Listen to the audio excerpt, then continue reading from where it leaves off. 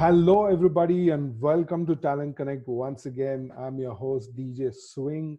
I'm sure everybody is panicking at this moment because of the current situation. All I can say, it's a bad phase of life. Just hang in there and stay safe at home. Everything will be all right very, very soon. Like I always say, I'm so proud and happy to present various talents from India and overseas through my show, Talent Connect. Last week we had DJ Chaku and we got to know so many things about him. If you guys have missed out the show, please go watch it. It was an amazing session with him. And this week I'm all set to expose another great talent who is here tonight. Before I start off, let me give a small introduction of our dashing guest who's here tonight. He's a superstar techno DJ. He's been rocking some of the biggest DJ festivals. He's a Pioneer Pro DJ for India. He's organized one of India's top-notch music festival called Go Madras. The list goes on and on and on. For every guest I call, the list is too big. All right. So without any further delay, let me call the most technical DJ, the techno monster, the super cool human, TUHIN Mehta. Come on in, buddy. Hey Twin, welcome to Talent Connect. I'm so happy you took out your time and you've come to share all your experiences, and we are all so excited. Over to you, Twin. Thanks so much for having me. I know we've been talking about this for a while now, and yes. I'm glad to be a part of it. Amazing, amazing. So like I always say, we always get to see the artist on stage performing, rocking, going crazy, but we never get to see behind the scene what exactly they do, what is the kind of effort they put in. We maybe I know personally because since I'm a DJ, but then a lot of viewers don't know what exactly happens behind the stage. Everybody is thinking that DJing is very cool profession. You know, the minute you get onto the stage, you know, like everybody is jumping at you and all that. So today we're going to discuss everything about your journey, your struggle, your happy moments, your success, everything. All right. Sounds good. So, sounds good. Yeah. So we're going to start everything from scratch. Okay. Totally scratch. Cool. So from which city you're born and brought up? So I am born and brought up in Chennai. I've lived in Chennai for about 31 years, and then I moved to Bangalore. Wow. So any reason to move to Bangalore? I just wanted to change. Being in Chennai, at that point in time, the scene was quite small. Not much of opportunities as such. But moving to Bangalore gave me a much bigger platform to perform on. So being a Bangalorean, I'm feeling proud now. I mean, we used to come from Chennai to Bangalore almost every alternate weekend to come and party, you know, at one point. Mm-hmm. And then later in Chennai, we started having those parties that went on till the morning. So then everybody from Bangalore started coming to Chennai as well. So Bangalore and Chennai have always sort of been like two cities that were close together in terms of the scene. Yeah. So in terms of music, is it helped you? I mean, that's a bit of a tough question in the sense that the music for me has constantly been evolving, you know, from the time that I was in Chennai to the time that I moved to Bangalore. And even all the years that I've been here, my music has evolved constantly. I don't know if I can say that it's evolved because of the city or just because of, you know, my tastes and preferences over time. So you love Bangalore weather compared to Chennai? Oh yeah, man. I mean, I lived all my life in the hot, humid, Yeah. city that is Chennai, and Right. I always thought I was good with the heat. And then after I think about 2 years of living in Bangalore, every time I would go back to Chennai, the first 2 days I would just be completely washed out, because of the heat. And then I realized that I'm actually better suited to cooler weather than I am to hot weather. But Because yeah. you dress also very cool, right? I just shorts and I'm gonna t-shirt get to most of the that time. point. So tell me something about your childhood, your college life. What kind of a kid you've been when you're young? Are you naughty? Are you crazy? Tell me something about your childhood. I don't know if I don't know if I can say I was naughty, but I was always like up to something. I just couldn't sit still. Um, like I hated taking family holidays. I always wanted to be doing something. So like even during summer holidays in school, I was enrolled in some course or the other. I was constantly doing something and keeping busy. So the whole concept of taking long holidays was very, very rare. From I can count maybe on my fingertips how many times we've taken long holidays as a family. um yeah, and it's like whatever I've been doing since childhood, I've always wanted to do it at the very highest of levels. So that's one thing. Like if I really like something, then I want to do it at the highest level. Otherwise I just don't want to do it. So you're more workaholic. Yeah, I mean, sort of like workaholic, like perfectionist workaholic sort of thing. So that that's why I take my DJing very, very seriously. Like the skills that I have acquired over the years, it's something that I constantly want to build on. Even though I've been in the scene for such a long time, I still Yes, want to learn more, and I still want to do better. very good. That's amazing. And I can see every time when you perform, I can see that you implement so many things and you rock the stage. Very Yeah. good. So, how did you get into DJing and from where you learned your DJ? So I kind of got into DJing by accident. I didn't even know I was DJing. I was very, very young, and the thing is, in my home, my dad and my mom always had like parties and friends coming home. So my dad would have his kind of music and my mom would have her kind of music. But when we had parties, my dad would say, look, you know what everybody likes, why don't you just play the music for everybody? So like he taught Yeah, me how to change records on a turntable, tapes. We didn't have CDs back then, but it was basically yeah, tapes and vinyl. And I was yeah, what, 10, 11 years old when I started doing that. But like by the time I hit about 12 years old, I realized that this is something I really enjoyed. Even if right. you had the worst day in the world, when you come home or you go to a party or something and you hear your favorite track, your mood just completely changes. And that's something that kind of got me hooked. And we didn't have internet, right? So like Yeah, yeah, everything yeah. was magazines. And I remember like DJ magazine, I would wait Yes, like 3 months to get a copy of the magazine, and by the time yes, the magazine reaches me, it's already like 4 or 5 months old. yeah. And I still remember paying like 400 or 500 rupees for a magazine. And at that time, 400 to 500 rupees for a magazine was Was a big. lot of money. I mean, it's Yeah, still a lot of money, yeah, but at that time it was just wow, really 500 rupees on a magazine. yeah. But that's actually how I kind of got into it. I um, started reading about music, started reading about DJing, I started reading about equipment, and then just every time I'd get the magazine, the first thing I would do is move to the equipment section, and see what's new Oh, and that's what are the amazing. new features and things like that. And even though I didn't have access to all of the equipment, I was in my head, I would always imagine, oh wow, okay, this with this piece of gear I can do this, and that's the only way I could research. Yes, So most of my DJing was sort of like self-taught. When I told yeah, my dad I want to DJ, and we went to Sudhin's store, Sudhin Prabhakar, right? Pro Musicals in Chennai. yeah, yeah, yeah, yeah. And he's like, he told my dad, he said, let him do it. And I just Right. got like two very, very basic CD players. Like they were Philips CD players. They had no pitch control, nothing Yeah, on it, and a yeah. basic two-channel Gemini mixer. And that's how I started, Wow. with the setup at home. Like I was always doing parties and, playing on tapes and things like that. But when I wanted to start doing it for myself, it was on the Philips CD players. And then I gradually progressed to other things. But yeah, it was something for me that, I always had to be at the sort of like bleeding edge of um, what was happening in the scene, technology and music. um, and I just liked having the ability to give people a Yeah. really good time on the dance floor, making sure that people are always having a good time. That was the focus for me. It still is. Amazing. Amazing. Amazing. So you also used to manage your family business, and then you also Yes. used to DJ, right? Can you Yeah, tell after us?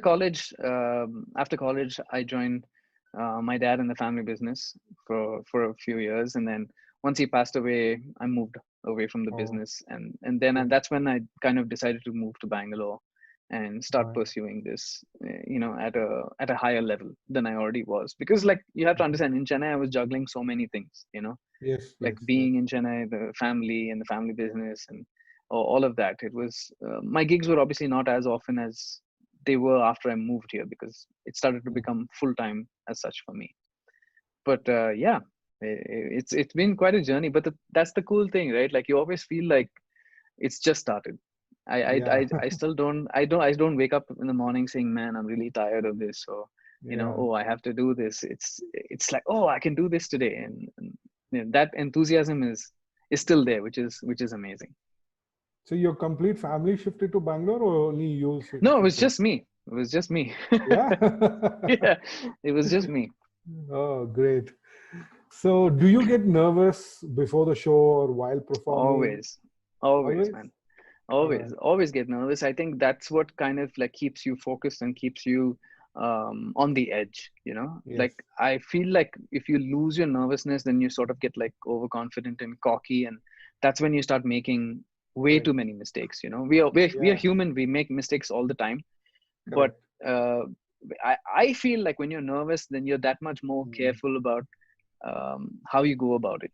Obviously the first few minutes of any set is always nervous, whether you're playing to like 50 people or you're playing to like 5,000 people.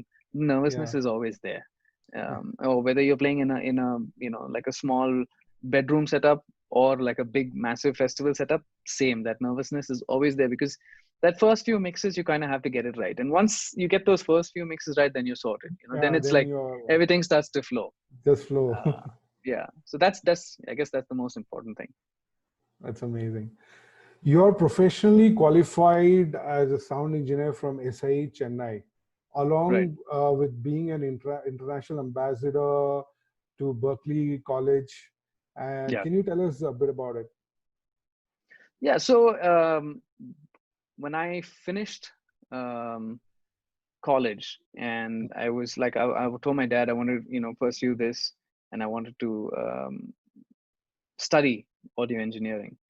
My original plan was to go abroad, and then after we did a little bit of research, we realized that SAE was opening in Chennai. Audio And so my dad, engineering or music production? audio engineering. So you wanted to do audio engineering and get into live sound, or you wanted to? Well, I just wanted to study audio and study the physics of sound, because there were so many Yeah. questions like I had when I was DJing. Why am I doing this? Why is it like that? They were not really music production questions. They were more about Yes, yes, I know. what is actually going on.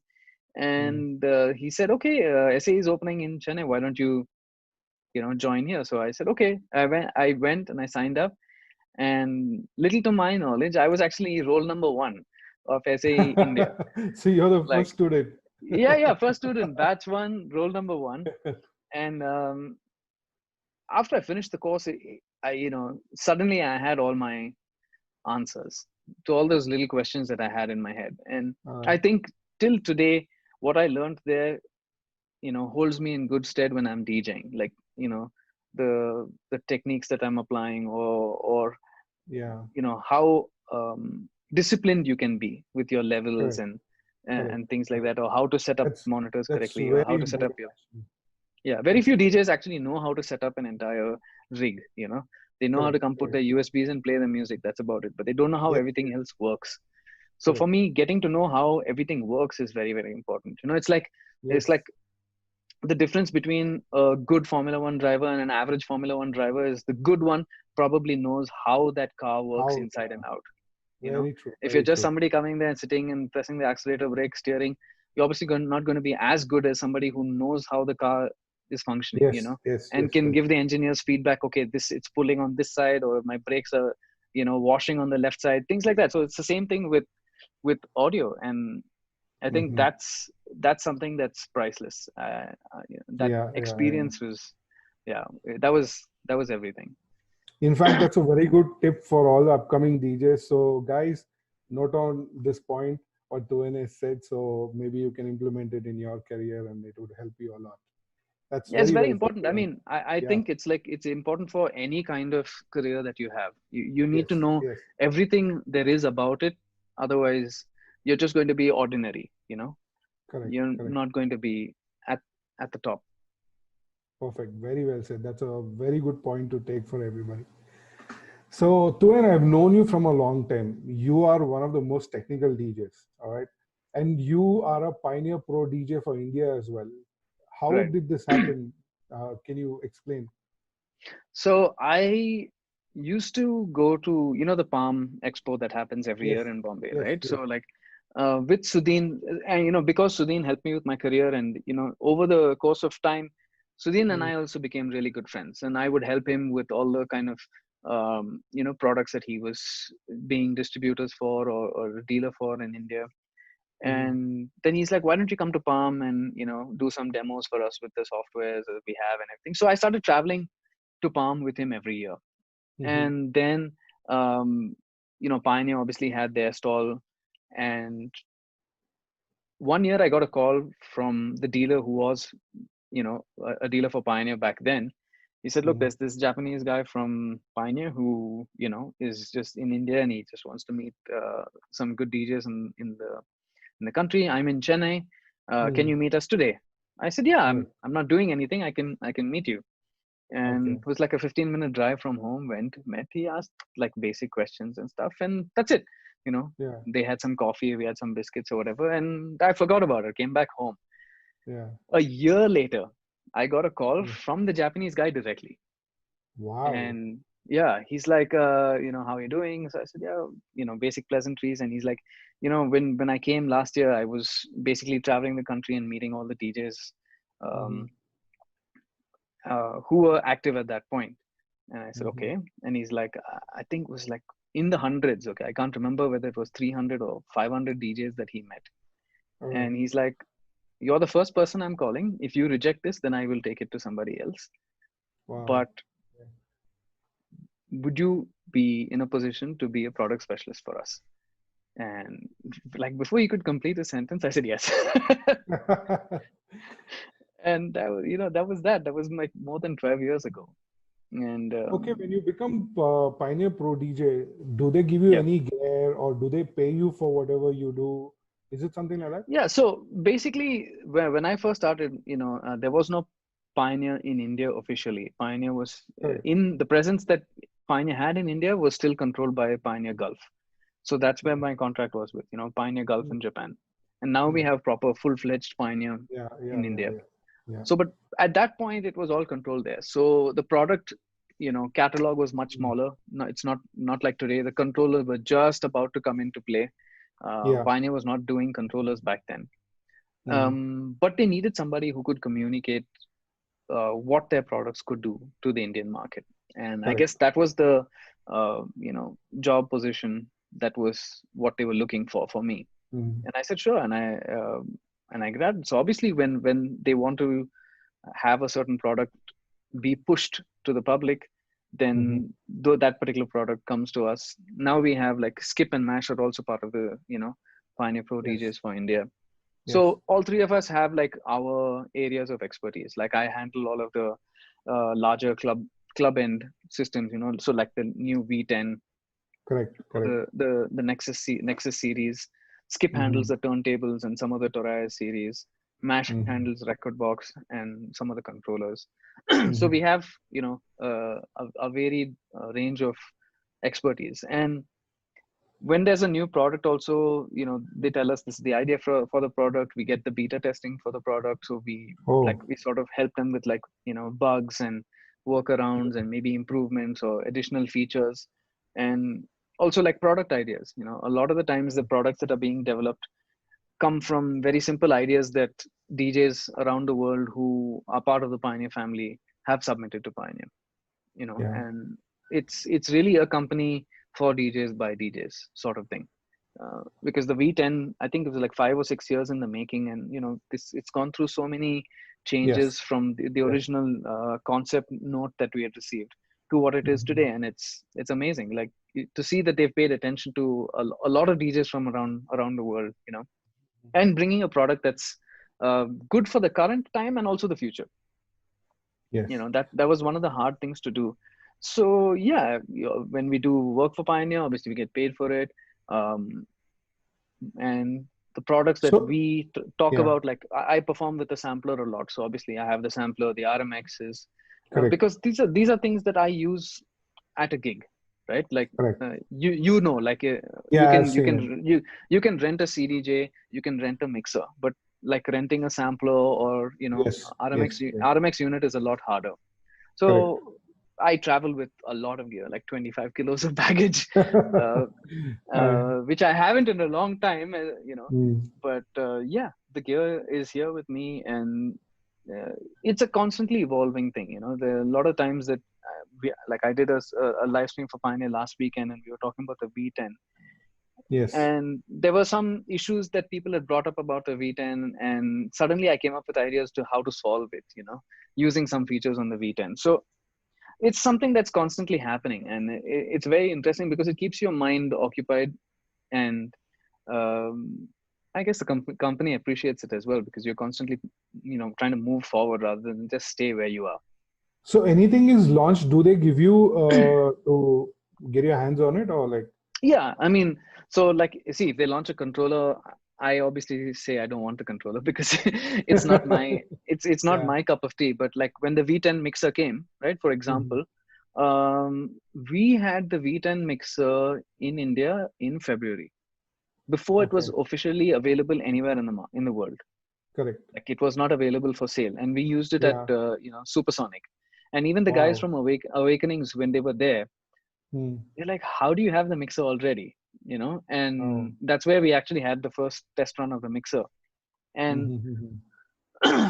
the mixer's been with me since then. You know, it's at home right now. It's been part of live streams that I've been doing. So will they take it back, or it's for you?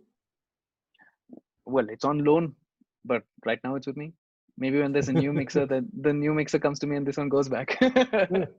All Yeah, right. but All right. we also, like, we also travel with it, right? Like when we have our workshops Mm. or master classes around the country, we travel with it. So it's Okay.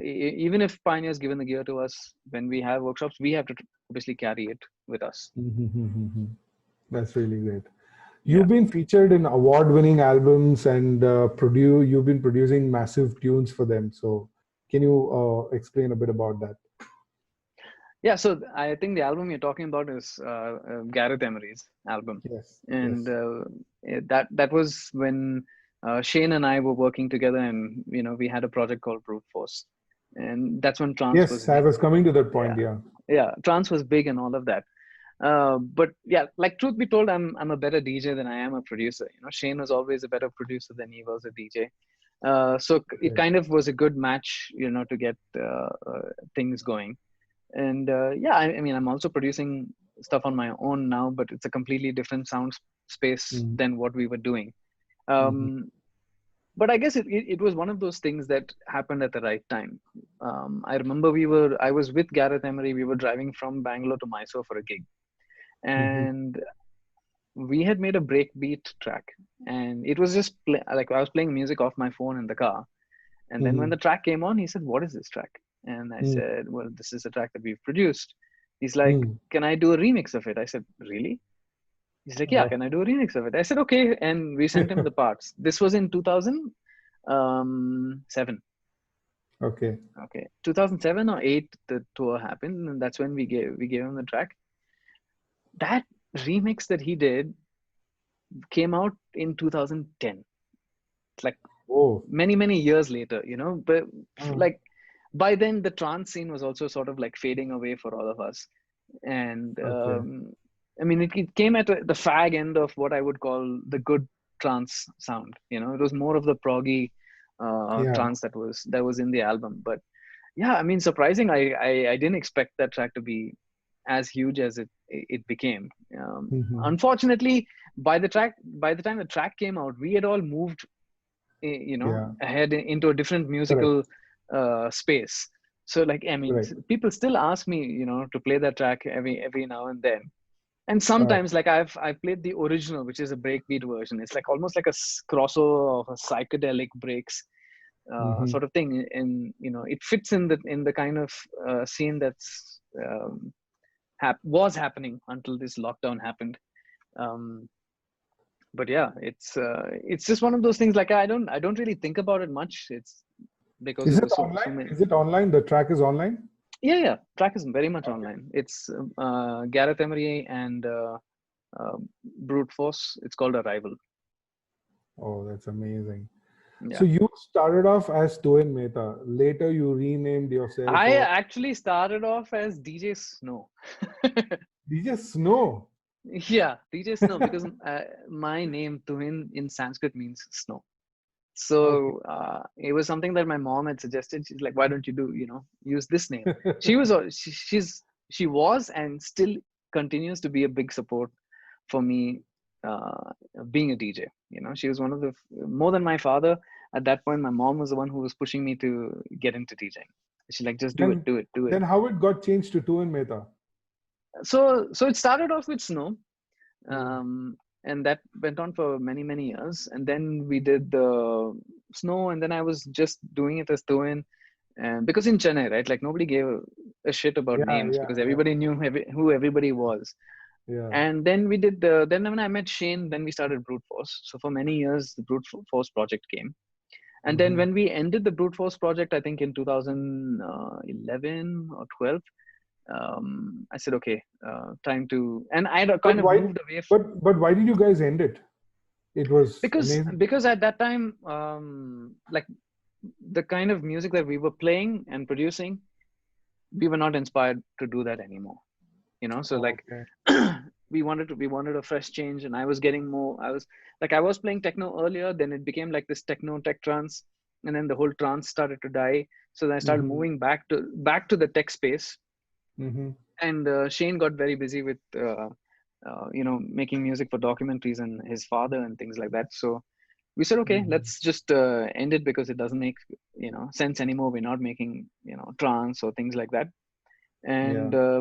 yeah, then it's just been, since then it's been doing meta. TUHIN I Mehta. just yeah, reverted back to my original name. Yeah. That's great. You and Nikhil Chanapa are very close friends. Can you tell us how you got to know each other, how closely you worked with each other? Okay, well, I don't know if Nikhil wants me to tell the story, but I'm going to tell the story anyway. I met I met Nikhil, I think when I was 18 or 18 and a half, but he doesn't remember. There was Hmm. we had a DMC competition in Chennai, and he was the Right. judge. Okay, Oh, so like he was the judge. He'd come in, and uh, I went to the venue, and they were having some prelims and stuff. So I went to use the restroom. I go to use the restroom, and Nikhil's also there. You know, okay. and he had broken his arm and stuff. So I just say what happened, and we just spoke whatever, Hmm. and then forgot about it. Then I met him many years later in Bombay. I was Okay. playing at this I forget the name of the club in Bombay, but Sanjay Datta brought him to Okay. the gig. He's like, listen, you need to come and check out this guy. He's from Chennai. Mhm. Come and listen to him. And he came to the gig there, and they stayed till the end of my gig, and that's when I met him. And then Submerge happened, and Submerge wanted to come into Chennai as well. And so Mhm. since then we've been sort of working together. Since the Mhm. birth of Submerge, so to speak. I think Wow. 2006 or 2007 we started working together. And yeah, Oh, it's we work closely because we sort of built the scene, you know, at Fuga also in Bangalore. You remember how it was every correct. Sunday? Yes. Yes. Yes. Yeah. And I remember Nikhil telling me, "Look, we want to do this scene on Sunday, you know." And I was like, "Sunday?" He's like, "Yeah, man, nobody's doing anything on a Sunday. Why can't we do it?" I said, "Okay, Yeah. I'm up for it. You know, it's not like anything else happens on a Sunday. Let's." At that time, there were so many flights, right, from Chennai to Yeah. Bangalore. Yeah. So Yeah. we would just fly. I remember, like, I would fly, finish the gig, and literally, you know, take the 4 o'clock morning flight back to Chennai, and then straight to work. That I did that Yeah. for so long. You know, like literally every second weekend we were in Bangalore Yeah. doing this. So yeah, and then, you know, with Sunburn and Supersonic, and um, Mm. he'd also been a big part of you know, the festival that I was involved in Chennai, Go Madras. Correct. And that's the whole thing. Like we've both been trying to build a scene in Hmm. our own little way. You know, he obviously has done so much for the Yes. country and so Yes. much for the scene in the Yes. country, and Hmm. nobody can, you know, put a patch on that for sure. Correct. Correct. Correct. You are one of the top techno DJ of India. You did you start off playing techno right from the start, or you shifted gear later in the life? I've actually played almost everything there is to play. When I started DJing, and when I was first given permission to go and play in clubs, Uh, or even allowed by the other DJs, you know, because I was very young, right? I was 12, 13 years old, and like, they're like, who's this kid wants to be a DJ, you know? And back then, when we had like disco nights, right? Saturday night disco, and you would play all kinds of music from the beginning of the night to the end of the night, and correct. you even had a section which was just love songs, right? Yes. Like slow Yeah. dancing. And Yeah. that's what they were allowed me to play. Like they would say 2 o'clock, okay, two, and you go and play the love songs. So I started DJing by playing love songs. And All right. um, I've played almost, you know, everything apart from the newer stuff like dubstep and this Mhm. glitch and um, Correct. all of that. But like, I've done pretty much um, all of the other stuff. But I was always drawn to the harder side of um, um, music. Actually, hard is not the right word. I would say the more energetic side of it. Okay. Percussive, energetic. You know, Sai was a big part of um, the scene in Chennai. Everybody associates psychedelic to Goa in India, but Chennai had a Mm. massive scene. You know, like we had literal raves every night of the Wow. week for a year. You know, I remember like towards the end, like literally every night I was on East Coast Road at some rave for a year. Can you Uh-huh. imagine? Like 365 days, there was always something going on, So and it you was play always trance Sai. also? Yeah, yeah, Wow, yeah, that's nice. yeah. Proper, like proper psychedelic. And yeah, but the techno, see that like the techno from back then has evolved. Now that whole 90s techno is again popular, you know. Yes, And yes, yes, very but much. the thing was, I was exposed to it already, so I Mm. know what the sounds are, you know. Like today everybody's like, whoa, what is all this? And I'm like, yeah, this is Yeah, 22-year-old track. And they're like, yeah, what? It's like, yeah. Yeah, sometimes the tracks are older than the people who are listening to them, man. yeah, yeah, yeah. Yeah, so it's kind of cool. Like I said, good music has no like expiry Yes, date, you correct. know. Very true. You organize your own music festival called Go Madras. Can you tell us in detail, like how it all happened? How did it start, and what went behind to do such a great festival? So the whole point about Go Madras was that, you know, the city was called Madras, and then they changed it to Yes, Chennai. And yes. somewhere when they did that change, I mean, it's coincidental, but the scene kind of like got a little stagnant, you know, and there was nothing Okay. much happening in the city, and everything was sort of dull. And by then, I had already, figured that the scene was getting that way. And um, one day, my friend Hema called me up and said, "Look, why don't we do something? Let's meet up for a, you know, cup of coffee. I've got some ideas." Mhm. I said, "Cool, let's do it." And then we called Shiv as well and said, "Come, Mhm. let's sit down and do something. You know, let's build something together." And it all started over a cup of coffee. Although I don't Oh, drink coffee, the other two drink yeah. coffee. But yeah, I said, "Okay, let's do a one-day event, and you know, let's just bring the spirit of Madras back into the city." And now that was like 10 years ago. So the Ten concept editions. was built by all three of you. Yeah, all three of us. Oh, great, great. Yeah. So the because whole I, idea was to yeah, give support to DJs who don't necessarily get a chance to play correct. on large stages. A lot of big names in the industry today in India had their start at Go Madras. Uh, So, or Go Madras gave them a platform. very It's nice. just something that we wanted to do for the scene. It was never about making money. Honestly, if it was about making Yes, money, yes, we would have never done an underground festival, right? We would have done a commercial festival from the get go. correct. But it was always about giving back to the scene and something to satisfy our soul. As people Yes. who've been part of the scene from the very beginning, have seen everything there is to see in the scene. So that was the whole idea, just to give the younger generation something to look forward to, and a path for the future. So it's done and dusted, or you're still continuing with the whole thing? Well, we've done 10 editions, and then we've got this whole coronavirus thing. So now Oh, I'm not sure what's going to happen to the outdoor scene. You also know how yeah, yeah, how that's the insane. scene is looking. Nobody's able Yeah, to predict anything. Like even the largest festivals in the world are canceling and shutting down. yeah, yeah, yeah, yeah, So yeah. yeah, I mean, we're in it for the long haul. We'll see what happens. The only thing we can do is stay positive and be hopeful of a better future. Perfect, perfect. Tuan, you have created your own genre, which is thumping, and it's called energy tech. Can you Yeah, tell us a bit about it?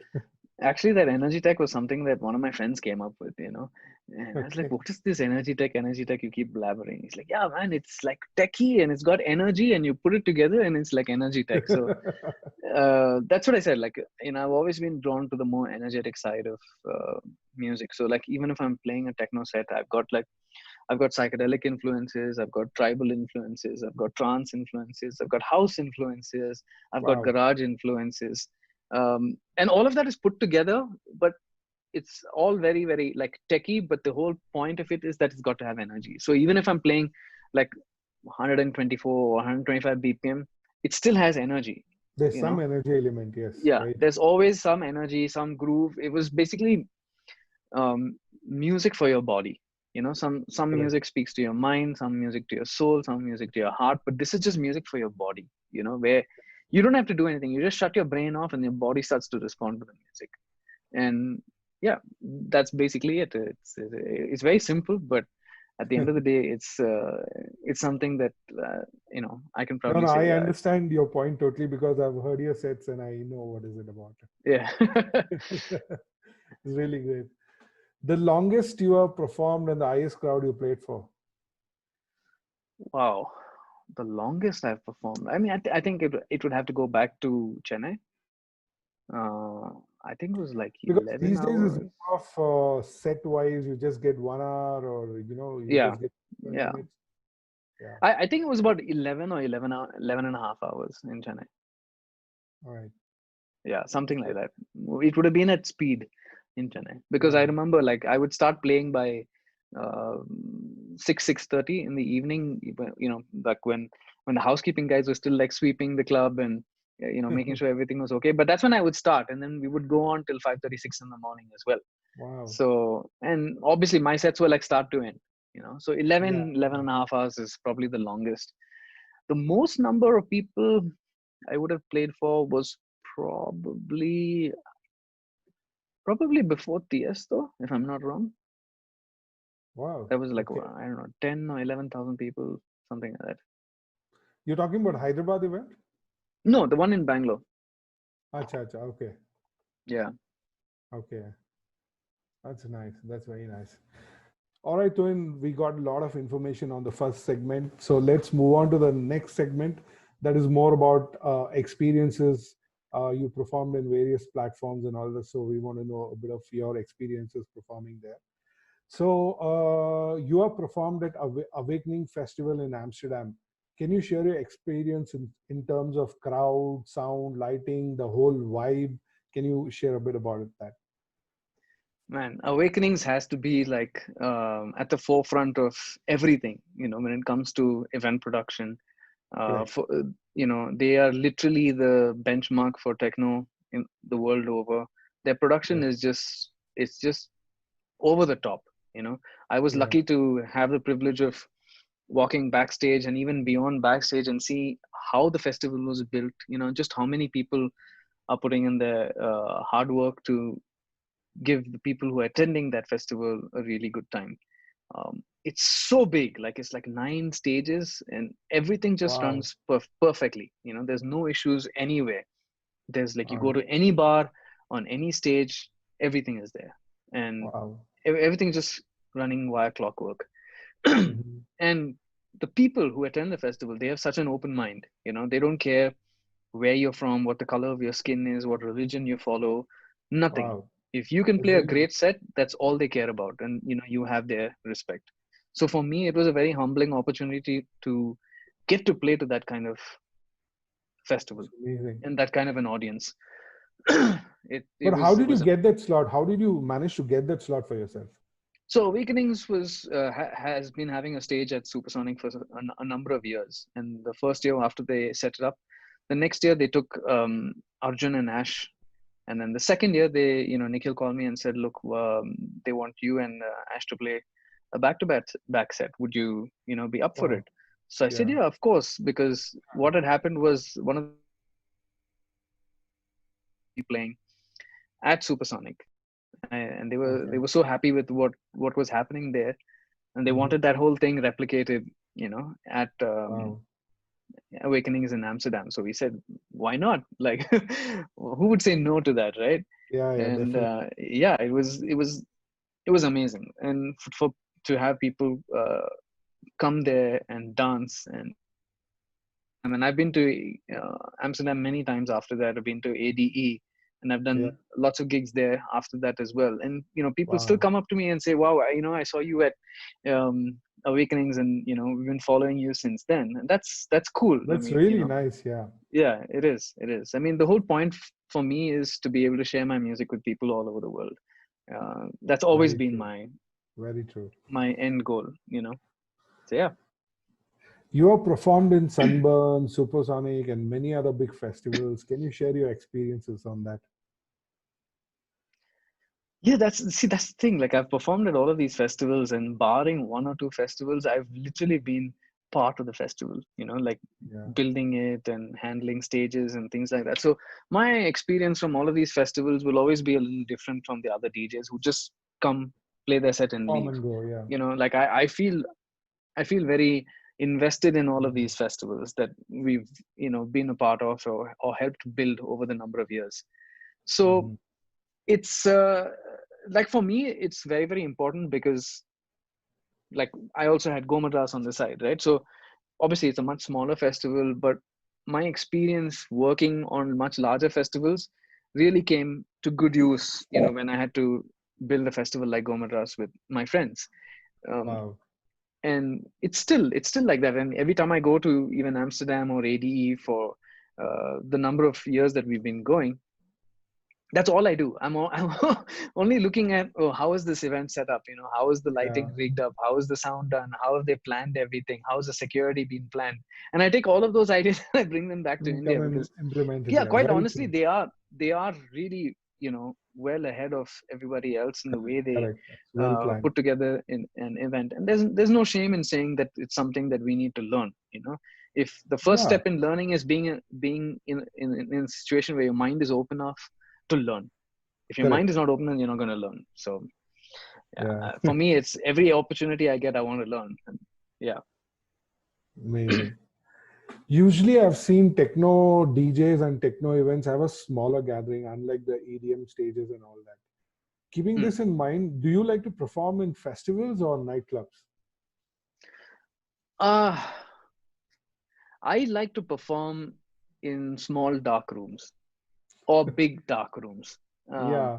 So I that's what think, I've I seen. mean, All the techno DJs, they love that, yeah, close I effect. think, I mean, see, there is, like, obviously there is techno festivals, like with outdoor stages, Mm, huge amounts of crowd, main stages. But mm, the vibe that you can build in a room enclosure is a lot better than open air, for me. correct. Yeah. That's my take on it. So, like, even at Awakenings, there was so many big stages, outdoor stages, but like my Mm, friends and I always kept going into the tented stages. They were massive Yeah. stages themselves, but we always Yeah. like to Yeah. go Yeah. into the tented stages because for some reason it just had a much better vibe. That vibe, you know, that it picks up yeah, the vibe. everything was just so much better. I don't know why. So, yeah, small dark Because rooms. yeah, but the techno stages, I don't think you have confettis and the guns and all that. It's just more about growing. Yeah, I don't know. No confetti, no guns, Yeah. no. Yeah, but like lasers and lighting and Mhm. haze machines, Yeah. moving lights, moving Mhm. panels, all sorts of stuff. Yeah. Wow. That's really nice. You opened stage for some of the top international DJs. Do they gel with you? Are they cool with the Indian DJs, or do they show attitude?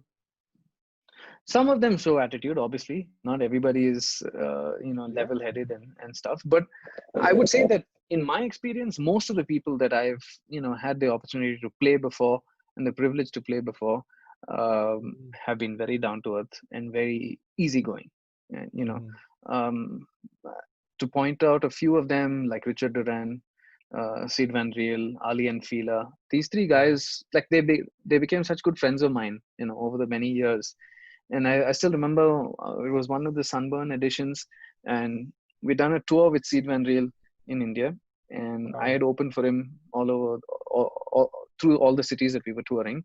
And then when we did Sunburn, Mm. we played an after party together, and we did a pre party, and we played back to back. And Wow. at the end of the after party, he's like, you know what, all this while you have been opening for me, tomorrow on main stage I'm opening for you, because he was playing and then I was Wow. playing, and then John Double O Fleming was playing. He's like, how do you want it set up? I said, no, you just do your thing. No, you set it up amazingly, all these events that we've done together, and I want to have the best setup for you before you come on. Wow. That's just so So amazing. yeah, like super So humble, humbling. Yeah. very grounded people. um yeah, and even in the techno scene, the people that we've worked with, um, a lot of them are very, very humble. Some of them Mhm. are aloof because they don't have a good control over the English language and things like that, so they feel a little uncomfortable expressing themselves. But most of them Mm. are pretty chill and pretty easy Mhm. to you know hang out with. Obviously, you do have the divas who think no end of themselves, but Yeah. we don't really need to talk about those people. That's very true. Which is your favorite city to perform? you know s- I don't know if it's a favorite city. At Maybe it's different the point fair. Yeah. at different points in time, different cities have been doing well. Mhm. There was a Correct. time when Chennai was really massive. There was a time when Bangalore was really massive. That. The Mm. days of Yeah. um, Spin and Yeah. Yeah. Yeah. Taika, and even Yeah. before that to the club, and it was Yeah. Yeah. massive back then. Correct. And then Delhi was at its peak. Each city has had its peak, but some of the most Mhm. surprising gigs that I have done have been in like really small towns, man, like Hubli, Oh, Shillong, you know, yeah. Shillong is amazing. Cochin, Cochin, Yeah. Cochin Yeah. was just mad. Like the times that I used to play, I used to go there, I think every 2 months or 3 months, and do gigs, and Hmm. absolutely insane gigs. And those were the, again, cities where I was doing like 6, 7, 8 hour sets. And Wow. yeah, some of the smaller towns just had a much better reception, because I think they don't get to do events that often. So when Mm. they do have an event, their energy is like at 1,000%, and everybody comes in like super enthusiastic. There's a line waiting for the gate to open. Nobody's coming in fashionably late, like Yeah. how it is in our cities. you know you can tell them the venue is shutting That's by to be 1 o'clock, going but people to. will come at 12:15, right? Like Yeah. that's what Yeah. happens here. But Yeah. there, if you say that the night starts at 8 o'clock, 8 p.m., everybody's already there. Wow. That's that amazing. that's that's the difference. I guess those are the kind of parties where you're gonna have a good time when people actually turn up early. That's really nice. Yeah. So that was a bit of your experiences and all that. So we're gonna cool things out for a while. All right. So the this round is called Let's Get Naughty. All Okay. right. So let's just be ourselves. Yeah. Tell us the naughtiest things you've done in DJ festival. or any shows or anything? Naughtiest things I've done in DJ festivals. My God. Because I've seen you Uh, hopping around in festivals. yeah, I mean, but that's the thing. Like at festivals, I've always been in situations where I've had to be responsible, like managing stages or managing managing one stage or managing all of the stages. Um, I don't think I've actually been naughty, man. Like maybe at my festival at Gomaras, like Maybe you on forgot. the oh yeah, maybe I forgot, yeah. But usually we had like a tradition at Gomadras on the last day of Gomadras. I would just get like a whole bunch of bottles of tequila and just start walking the dance floor and give everybody shots, and nobody could refuse me because it Yeah, was yeah, me asking them to do a shot. So yeah. uh, that's the only time I would, That's a crazy thing, actually. yeah. And like not one bottle, like I would do it for like half an hour, 40 minutes, like walking through the crowd. Anybody I recognized would, get a shot of tequila. Put up So a it shot. was, yeah, yeah, yeah. They just had to. So after they got drunk, did they come and catch you, all of them? No, that's the thing, because everybody thought, okay, shit, if we go to Tuin, he's going to give us more tequila. Let's not go there. Nice. Yeah, but the tequila So, stories have been massive. Like I even remember you were also there at Storm yeah, Festival. yeah, yeah. Remember what a crazy I've time we seen. were having? So Yeah, so that's where those you were find like, out all. yeah, like Storm. I think Storm Festival also, like, we were super naughty, man. Yeah, all of yeah, us were yeah. It's a all of us were campus super festival, naughty. and Yeah, yeah, not letting anybody sleep. You remember the techno alley that we had at the first yeah, Storm Festival? yeah, And yeah, yeah, I don't yeah, remember who that was. We didn't let them walk through our tents because they couldn't answer our question, and we said walk yeah, around. Yeah, yeah, yeah, yeah. Even it people was were weird. there, and we all had a Yeah, great yeah. time. All of us were there. Yeah, We didn't sleep, I think, that entire weekend. yeah, it was amazing. Yeah, yeah, good times. Yeah. Did you have a crush on any girl in your shows? No. No? I've actually been pulled up in the past saying that I Mm. don't give anybody attention when I'm DJing. And I'm like, yeah, because I'm in love with what I'm doing. I'm DJing, That's the most important thing to me when I'm at a gig, that's the most important thing. That's funny. In the entire festival, you look like a signboard. Yeah. I mean, you're wearing something glowing colors. If we have to spot you, it's very easy Yeah. because you're always wearing either your watch or your shades or your glasses or your shoe. Everything is glowing. So Yeah. what's the thing behind that? So I love neon, man. I love neon. I love like bright, shiny things, and Uh, I love wearing them. It's just it's part of who I am. It's not something that I'm trying to do. This is who I Correct. It's am. It's you. it's part of my Yeah. personality. Like Mm. everybody associates techno DJs to black t-shirts. Like Mm. black V-neck t-shirts all the time. Yeah, But correct. That's what I've seen. yeah, but I mean, I do like black V-neck t-shirts, but Yeah. not all the time. I do like colors. Mm. I like funny stuff written on t-shirts because for me, Yeah. it's something that my dad taught me, when I was very young. And he's like, look, people, if you want people's attention, you have to grab it the second you walk through the door. The Correct. second you enter a room, you have to grab people's attention. No, no, Because that's if you don't grab their attention at that point, you're never going to grab it. correct.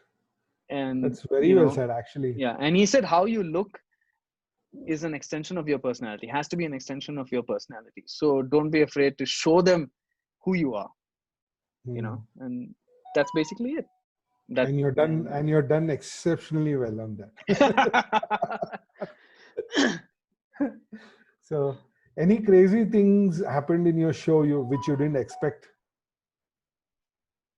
man, I've had, like, I think there was a show in Delhi I was playing, and like I'm DJing, and then suddenly one guy comes and just leaves a whole bunch of money on the table.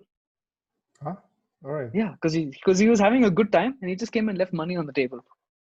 Yeah, in Delhi you can see all Yeah, this and stuff. it was a stack of notes. And I was like, no, I Yes. can't take it. And the club owner Yeah. said, no, you have to take it. This is how things work here. I was like, okay. It's the first time that it happened to me. Then I've had Mhm. another club owner, come and actually leave a gun on the console.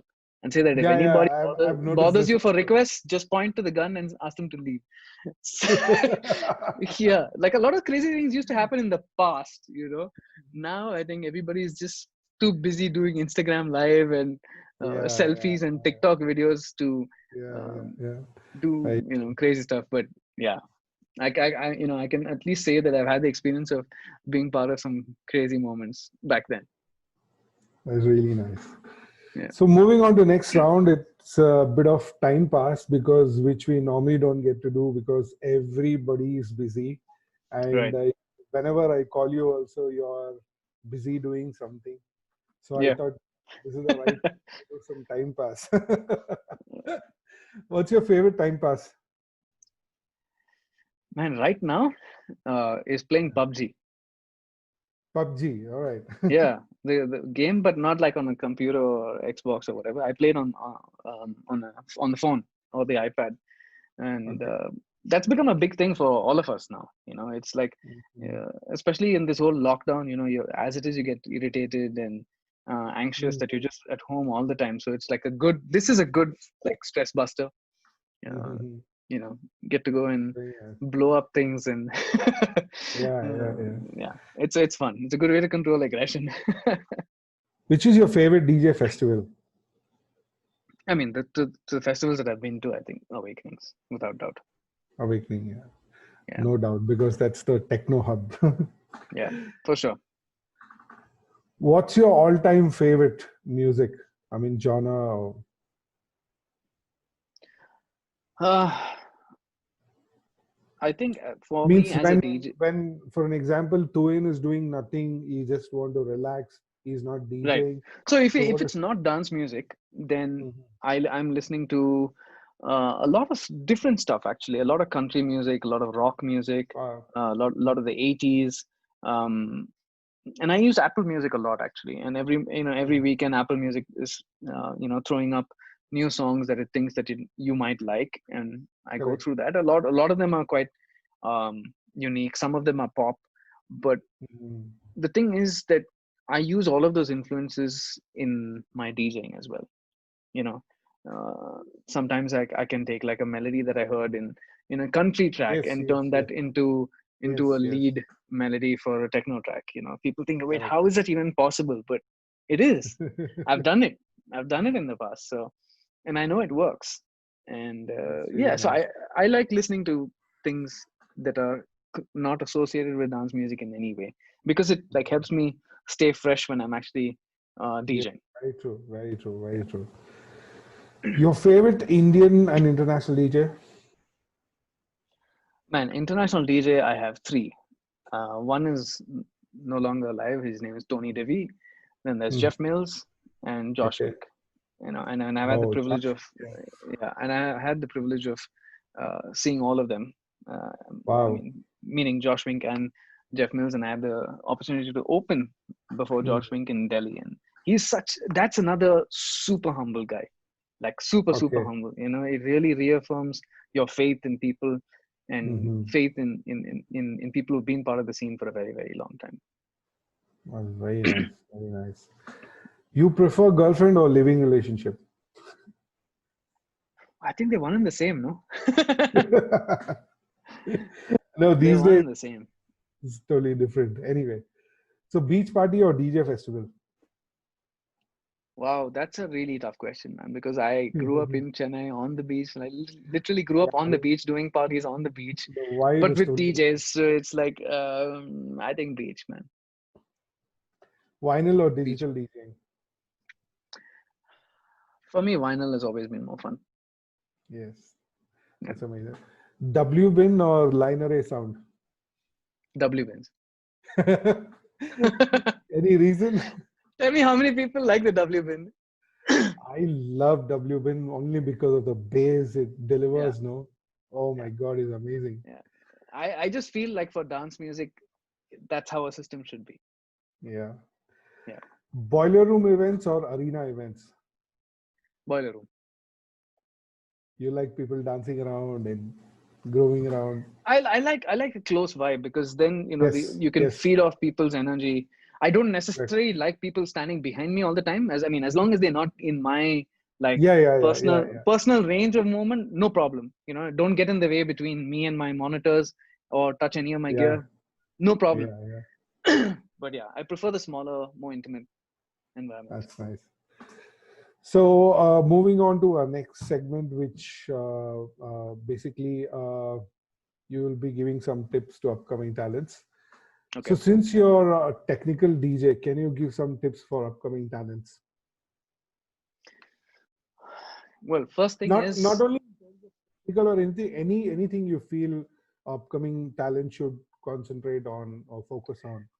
Yeah, I mean, I've said this many times in every single interview that I've done, but I'm still going to repeat myself. It's very important to remember your roots and never lose sight of where you want to be, right? But in your pursuit of your dreams, don't forget where you came from, because if you forget where you came from, then the whole point of the journey is lost. And never think that you're bigger than the music. Never. Yes, you might be the best producer in the world, the best DJ in the world, but never think you're bigger than the music, because the second you do that, your career is over. Nobody's going to want to work with you if you have that kind of a chip on your shoulder. Always be humble, because at the end of the day, what are we? We are DJs, right? We are an instrument between the music and the audience. You're presenting it, right? You're not God. Very true. You're not God. You're just the messenger. And next one is know your music, know your equipment, know how things work, like we discussed. It's very important to know how things work, know what kind of connections can go with what. I know so many people, like so many young DJs who have risen to fame, who ask the dumbest questions. I don't want to name them, but they've asked me the dumbest questions, and I'm like, wait, how did you get to where you are today if you don't know this basic thing? You buy a piece of gear and you don't know what cable you need to connect the gear or how to connect the gear. Why did you buy the piece of gear? Very bad. Right? It's very important. Don't look at videos and say, oh, this DJ has this piece of equipment, that's why I need to get the equipment. No, you should know why you want that. Yeah, buy the equipment that suits your purpose and need. Can it do what you want it to do? Right? Correct. Not what it's doing for somebody else. Otherwise, you're just going to have a room full of gear that you never use. Correct. Very true. That's like the most important thing, And lastly is get off the internet. Don't spend so much time on the internet. Focus on internet, internet. In terms of music, or like no, everybody's just glued to like social media and whatever. Actually meet people, actually go out and go to events, support other DJs, support DJs that you like, because that's very important.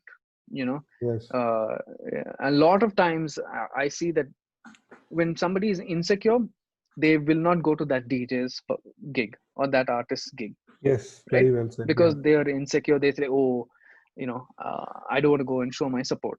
It's basically stems out of being insecure. So the whole point is, if you feel insecure, go out. Yes.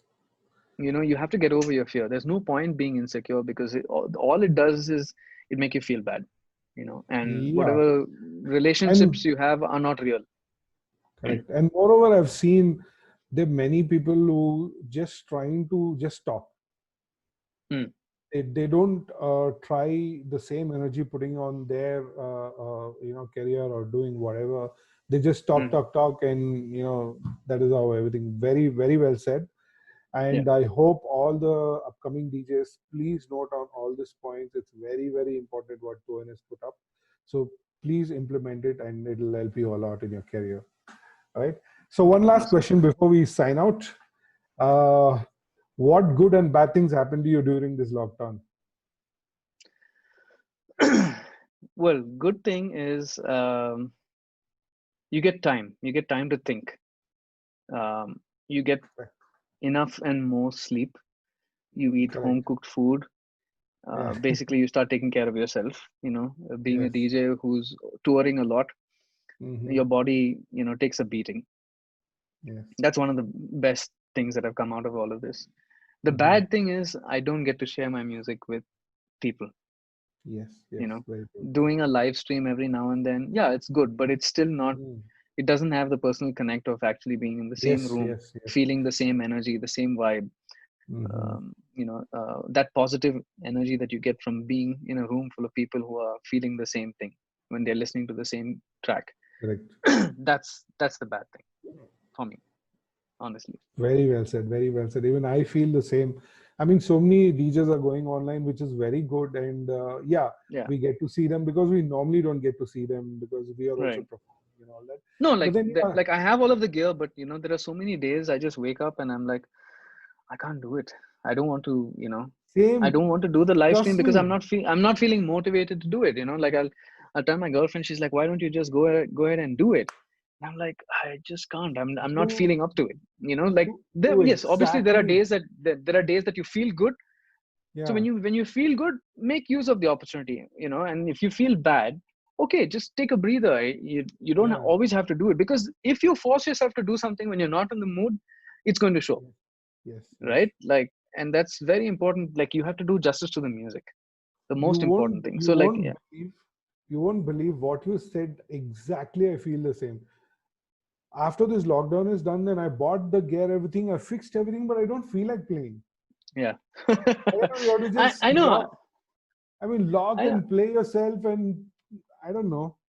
Yeah. It's It's tough, man. In the beginning, I did a whole bunch of streams. I think I did 4 or 5 streams. I was Mhm. doing one every week almost. But now I'm just waiting. I'm like, okay, I'll do it when I'm ready, and when I'm in the right mood. In fact, my studio room was completely different. Like, just to Mhm. do proper live streams, I changed the entire setup in one day. Wow. I just went ahead and changed everything so we can do like Mhm. proper streaming, like this green screen that I'm using now, even for this Yeah, like Zoom yeah, call. yeah, yeah. It's I would have never thought of like setting it all up, but like it's all ready now. And Yeah. yeah, so yeah, now I'm ready to maybe do a live stream or two in the coming week or so. So let's see. That's really great. All right, that comes to an end of this amazing episode of Talent Connect.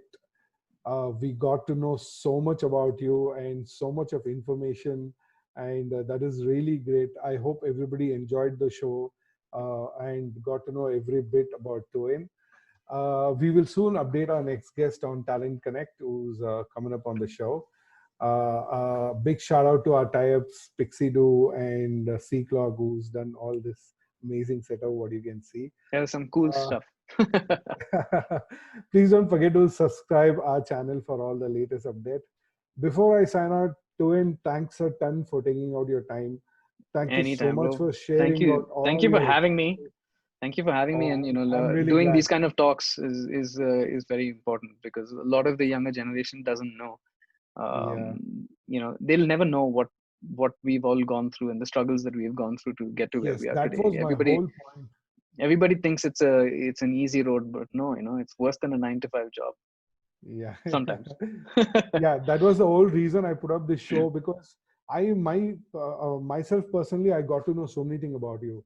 So I've done so many interviews in this past 2 months, and I got to know so many things, and it helps me also to learn something, and it's helping all the upcoming talents also to help. And there's some Right. kind of a connect now. I know you're an amazing DJ. I know you're rocking the world, but then now since you told me so many of your experience, I connect even more stronger now. Yeah. So That personal touch, like, yeah, although we yeah, can't be in the same room, there's a better connect yeah, with each other. Yeah, I understand that. Thank very you for good, very having me, good. bro. I really appreciate it. It's really I'm very glad, and once again, big thanks to all my viewers. Have a rocking future. Love you all and stay connected. Doing. I'll catch you soon. Cheers, guys. See you. Take care. Bye.